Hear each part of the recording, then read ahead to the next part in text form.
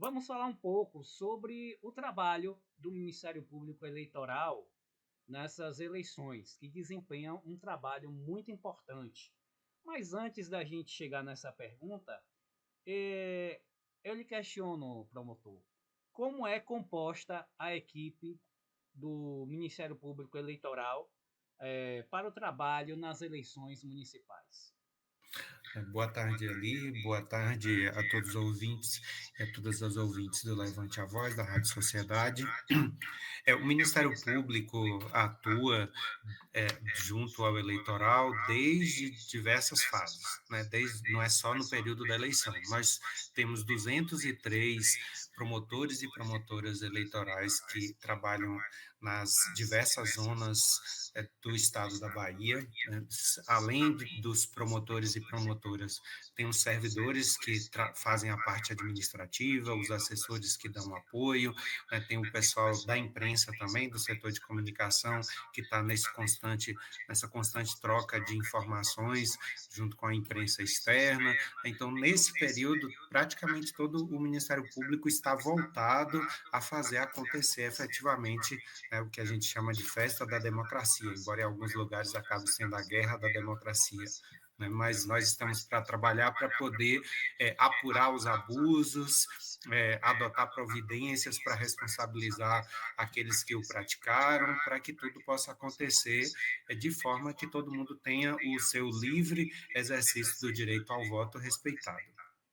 Pronto. Se a gente fosse dividir assim o trabalho do Ministério Público Eleitoral antes, durante e após o pleito, o que é que ele faz antes do pleito, durante o pleito e depois do pleito?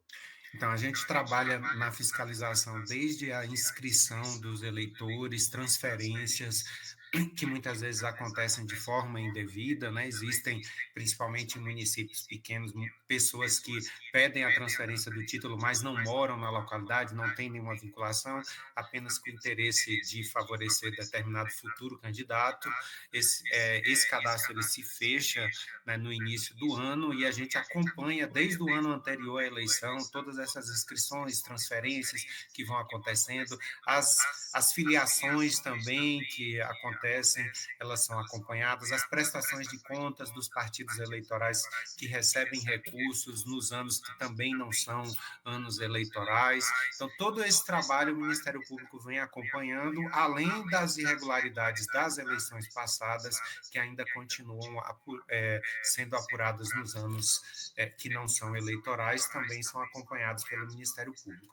Na data efetivamente do período eleitoral, que a gente chama aquele que começa em julho, né, nós acompanhamos os registros de candidatura, né, para poder verificar se os candidatos atendem às condições de elegibilidade, não tem nenhum impedimento, a parte de propaganda eleitoral, para que ele esteja de acordo com a legislação que estabelece algumas restrições, também esta parte de abuso de poder, de corrupção eleitoral, né, vem sendo acompanhado de acordo com as denúncias e os fatos que chegam ao nosso conhecimento, e no dia da eleição propriamente dita, cada promotor ou promotora estará na zona eleitoral acompanhando eventuais denúncias, né, a apuração, visitando as sessões, né, identificando irregularidades que possam acontecer, e o trabalho não acaba só com a apuração, né, a apuração dos votos ela termina no final da noite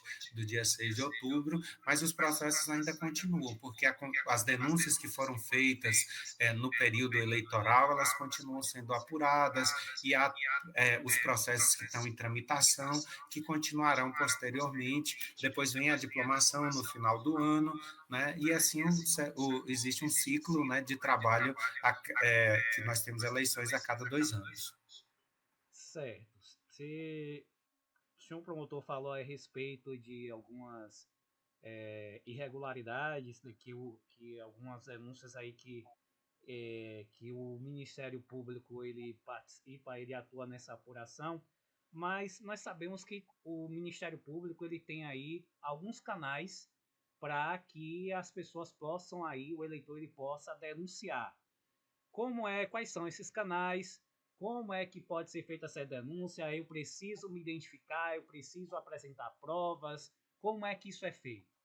Então, a melhor forma de que alguém possa fazer uma denúncia é ir diretamente à promotoria eleitoral da comarca onde ela reside, para ter o contato direto com a pessoa que vai fazer a investigação.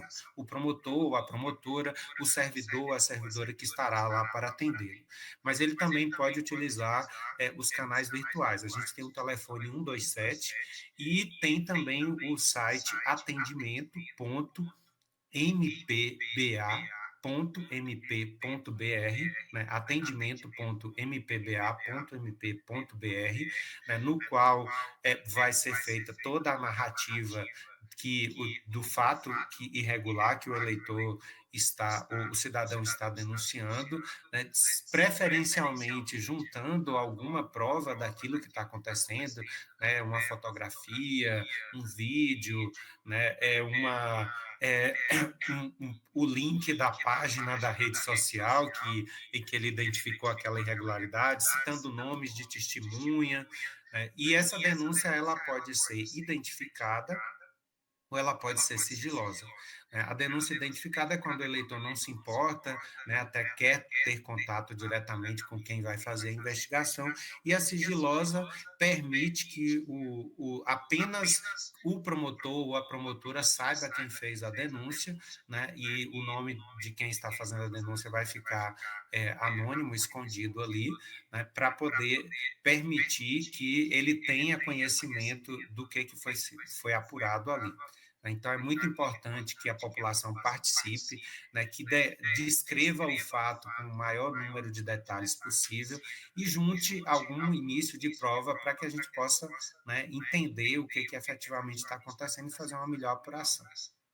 Pronto. Para a gente concluir, ainda seguindo, né, nessa questão da denúncia, quando quando a denúncia chega a, vamos dizer assim, a pessoa registrou lá uma denúncia, vamos dizer assim, ou no site, ou então a pessoa foi até a sede do MP fazer a denúncia. A partir desse momento, até chegar, até chegar, vamos dizer assim, se for um caso, por exemplo, que chegue à justiça, quais são os trâmites, qual é o passo a passo após o eleitor fazer a denúncia?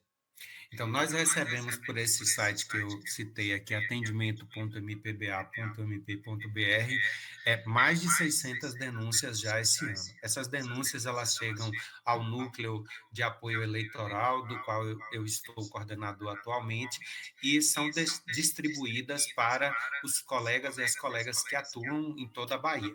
Lá, o colega vai averiguar se existe possibilidade de investigar, porque, infelizmente, às vezes a denúncia ela chega muito frágil, né, sem nenhum elemento, e o indivíduo não fornece informações suficientes para que a gente possa entrar em contato com o denunciante.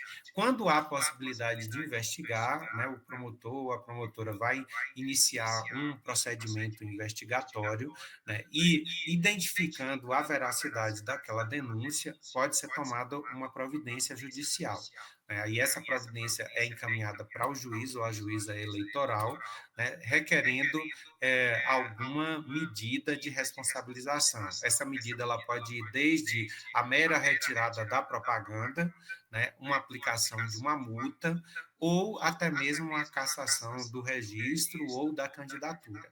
A gente tem muitos tipos de denúncia que foram feitas esse ano, né? Então, muitas questões relativas a assédio eleitoral, por exemplo, né, relacionada com violência política de gênero, quando há um desrespeito à candidata, né, que está concorrendo, que ela é desrespeitada, né, isso é uma legislação recente, situações de corrupção eleitoral, de captação irregular de votos, né, o que a gente chama de compra de votos, né, muitas questões relacionadas a propagandas irregulares também.